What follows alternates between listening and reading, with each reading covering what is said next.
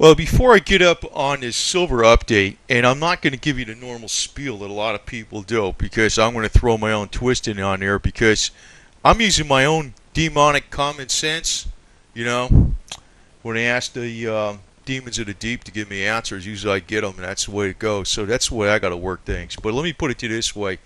I've been seeing more and more stories about doom and gloom, economic collapse, and you know what? I think it's real, but it's going to be slow motion. It's not going to be like sudden death. The drama's here. Silver's going to the moon, and you'll be saved only if you have physical silver. I don't think it's going to work like that. Like I says, the equation is not how much money you always get in. It's also how much money you got going out. Now, I saw this fluff piece by this major news channel, whatever the hell it was, talking about, putting a big argument out there for Americans to start riding bicycles to work.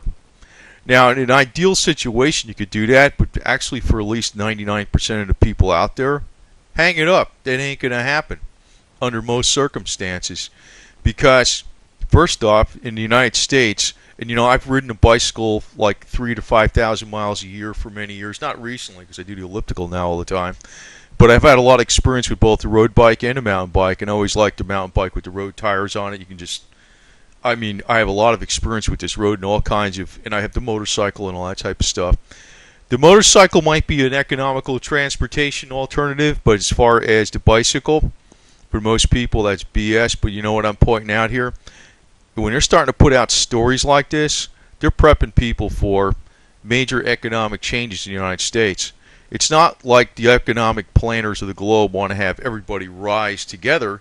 No, they want the West to get pushed down hard, and we're going to be going back to the way China and Asia was, decades ago before they even had transportation. They were riding bicycles to work. That's what they're going to push on America, the global planners, and Asia's going to rise. Now, actually, though, I think the motorcycle is probably going to be a practical form of transportation for most Americans, even in colder climates. If you have the right fairing on it, you're not going to be dressed like her. This is a freaking fluff piece picture, but it could actually be pretty practical. In the United States, as far as driving on a road with a bike, most Americans are very unfriendly to bicycles. They're a little more friendly to motorcycles, and you do not want to ride a bicycle to work. I saw this crazy piece telling people the Americans will lose weight and they could ride bicycles to work and save them money, and that'll boost the economy. That's bullshit. And I'm going to start going on with some other videos, not in this one, because I'm just kind of diverging here a little bit before I get in with silver. But this is going to be a major slice out of the economic pie. And there's one reason I mention this stuff about transportation, because it depends on who's giving you the numbers exactly, but it is an ironclad principle that when the cost of crude oil goes up, GDP goes down, gross domestic production goes down when the cost of crude oil goes up. So if crude oil goes up, if you don't find a way to save energy, then the economy is going to stink. That's a solid granite principle. That's what happens. So for the individual Americans, you probably should be thinking about motorcycles or scooters or something like that type of thing. Bicycles, I'm a great believer in bicycles, but I realize, Southern Asian countries are a lot more suited to it than North American countries. Especially like if you live in the northern United States where it's cold and it snows and you got long travel to go and lots of hills, and if you live in Canada, or if you live in a desert and you got to trip 50 miles to work, you're not going to be riding a bicycle. That's bullshit. I don't know where these freaking fluff pieces come from idiots that live in offices on some high rise in a city, and they design a bullshit piece to throw out there. So it's got me pissed off, so I kind of interjected this here in the beginning. But I want to get in with silver, and I said that sometimes it's going up, sometimes it's going down, right? And I want to point out something here. This is an ironclad principle that nobody's really pointing out, but this is really what the hell's going on, and I realize this big time. Traders and investors no longer react to fundamentals. Okay? And what do all the silver bloggers do? They talk about the fundamentals. That's great. Eventually, the fundamentals are going to play out at some point in time. I think so. But what they do, the traders and investors, is they just wait to see what the Fed will do, or they try to guess what the Fed will do. So this is what I was pointing out before, and I think I was the only one that made this observation. Nobody pointed out to me, because like I said, I'm just using my own little demonic senses. If you look at aluminum, right? This is the last 30 days of aluminum. The rise in aluminum prices corresponded, you could take zinc, nickel, copper, lead, whatever, right? All the metals, all the base metals were going up at the same time silver was going up, right? What was going on? Traders were expecting Ben Bernanke to do something. That's why I said don't trust a rally. But, I mean, if you're just buying physical silver, cool, no problem. But, you notice every single blogger out there and stuff is coming out, oh, it's going to this, it's going to that. They're making astronomical predictions. If you go buy that kind of crap and you go jump in on leverage, you're going to get killed. That's why I say these guys are bad news and dangerous. They don't know what the hell they're doing. They just start talking BS on the internet. That's all they're doing. They don't know anything. So, like I'm stating, though, this is a good example because aluminum is an overabundant supply, and now it's the most abundant base metal, but aluminum is going to do crappy over the next, if you're talking about a metal that's going to protect your investment, aluminum would be the worst one to go with because the price is, they have an overabundance of it right now. They got a way bigger supply of it than they need right now. So aluminum was going up during the whole time we had this last silver rally, and it's going down as silver prices are being deflated. What's going on? Nothing to do with fundamentals. It all has to do with they're just guessing what Ben Bernanke's going to do. Or Mario Draghi, in ECB. That's what they're doing. Actually, that's what I'm doing. That's what I'm doing. I'm not moving, though, but I can tell you this right now. I like the fact that at least we saw this spike like this in silver because, when it's sitting flat like this, God, that's boring as hell. You don't know what to do. And I'm not doing nothing. I'm not doing nothing. Now, if I could have anticipated this spike, it'd be nice to be in triple leverage right here and boom, you would have doubled your money. I mean, you've got a 50% gain, not double your money. But you would have had a 50% gain.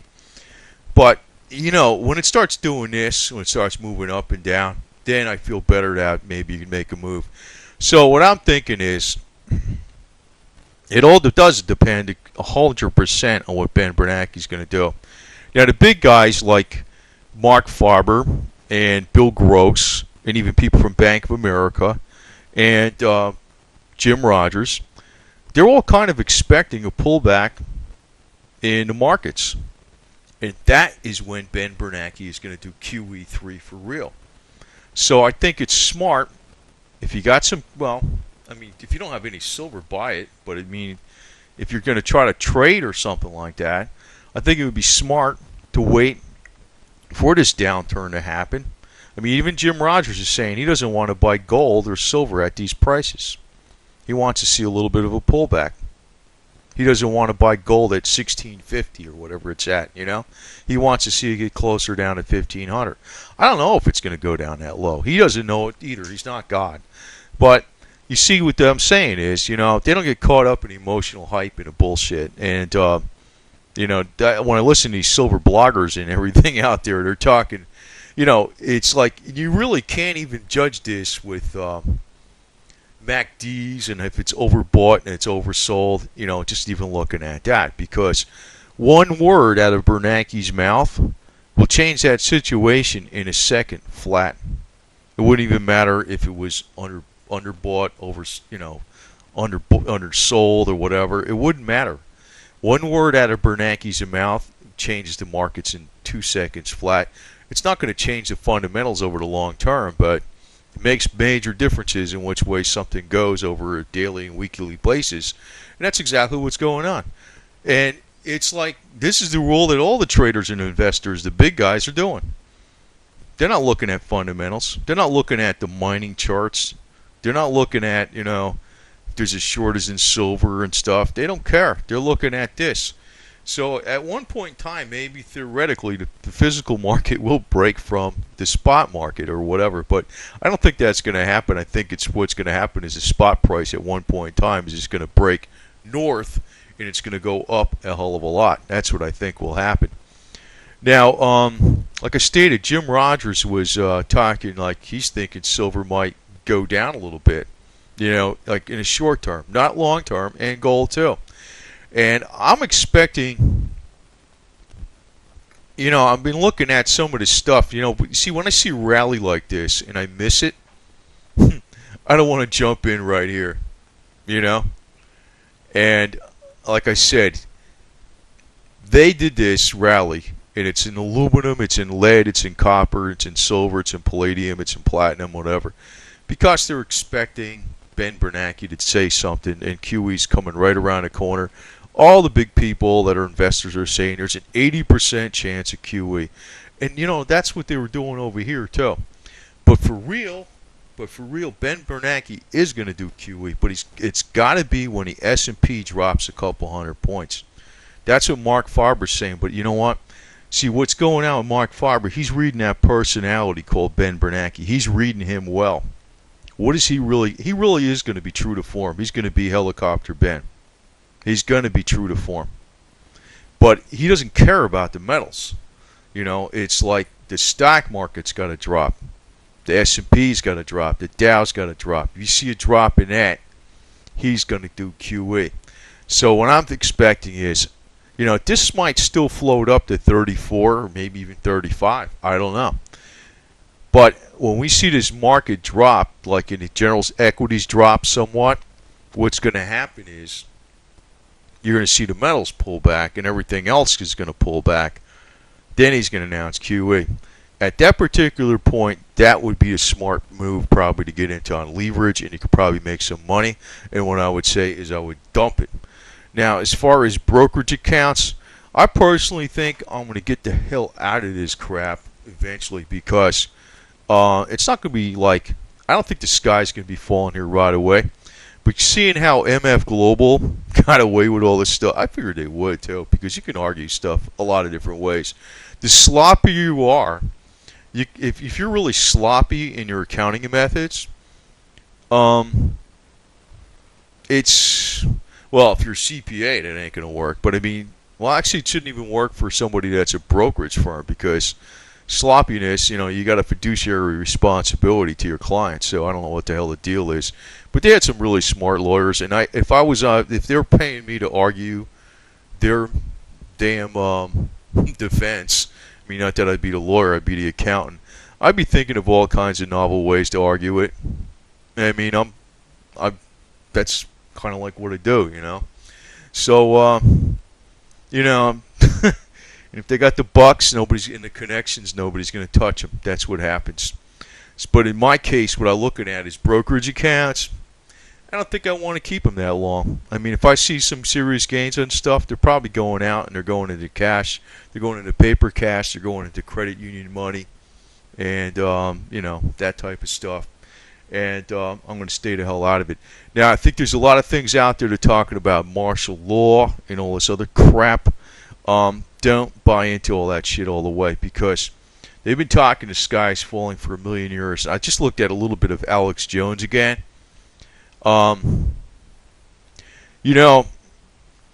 His message is about right. I'm going to say that. I don't want to kill him but I don't like the presentation. And it almost reminds me of, I don't know what the hell kind of stupid news story I could put it in. It almost reminds me of like one of those shows they have on in the afternoon with all these talk guests or whatever the hell it was. I don't watch any of that stuff, so I can't even name them. But it almost reminds me of one of those stupid clown shows like that, even though he's getting a little more mainstream, higher production. But I say he's more or less what you call the controlled opposition. That's what the hell he is. I mean, it's not like I want to shoot down the whole message because I think he's basically right. But like I said, when there's this disinformation or something like that, it's like 90-something% of it's good, but they have a couple target things they want you to screw up on. So what happens is you trust them because 90 something percent of it is good, and the two targets you bite in, and it got you like a fish on a hook, you know. So I don't trust that guy at all. I don't trust him at all. I don't trust the mainstream, and I don't trust the alternative media at all.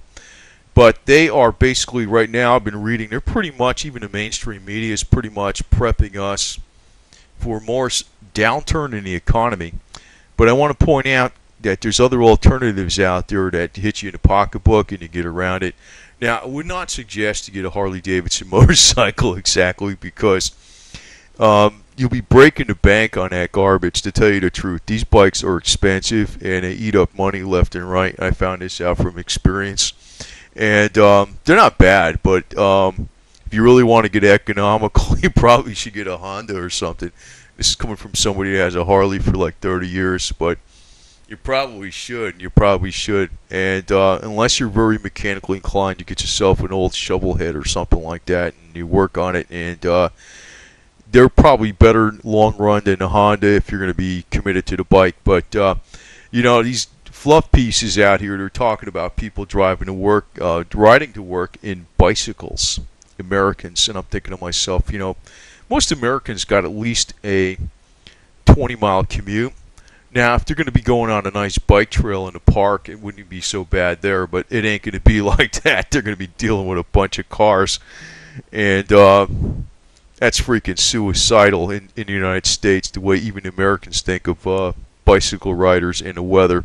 So, when they're pumping out with these stories, I'm also realizing they're prepping people for more economic downturn. And, like I said, I think an economic downturn means two different things. It's like you got to look at not just how much money you have coming in, but also how much money you got going out. So any way you can save money is very important. So, I'm going to recommend that, if any of you guys have got silver and stuff like that, and you're thinking, yeah, I want to go buy, another 20 ounces of silver for $600. I'm going to tell you right now, if you say, for instance, if you could find yourself a good dirt bike or something like that for $600, I think you'd probably be better off making that investment, to tell you the truth.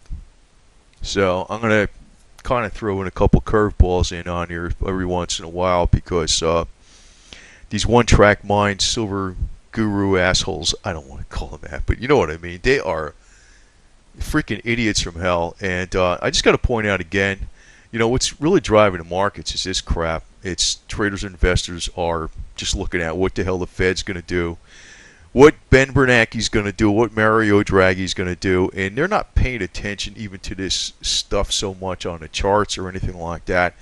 If Ben Bernanke says tomorrow we're QE3, you're going to see, and QE3 is going to be $1.2 trillion. If he said that tomorrow, silver would be $40 in no time.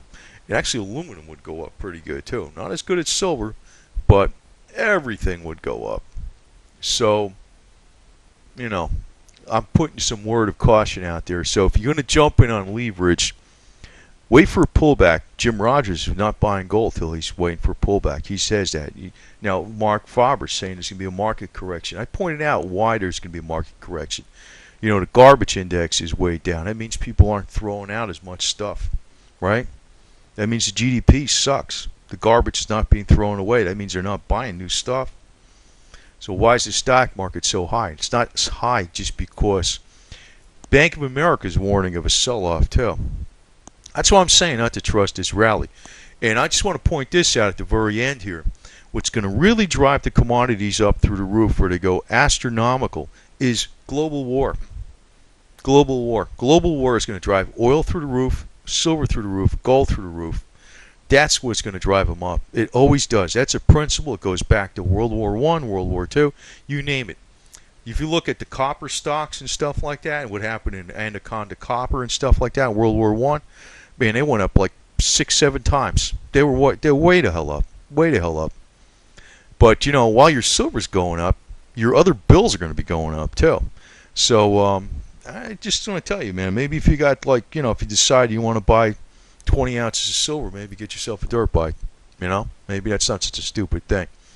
I like the bicycles too, and that's probably smart to get one of those too. And actually, I'm going to put out some separate videos on this type of subjects because I know a lot of crap. I mean, and some of the more practical things, I think people need to know these type of things versus the drama news.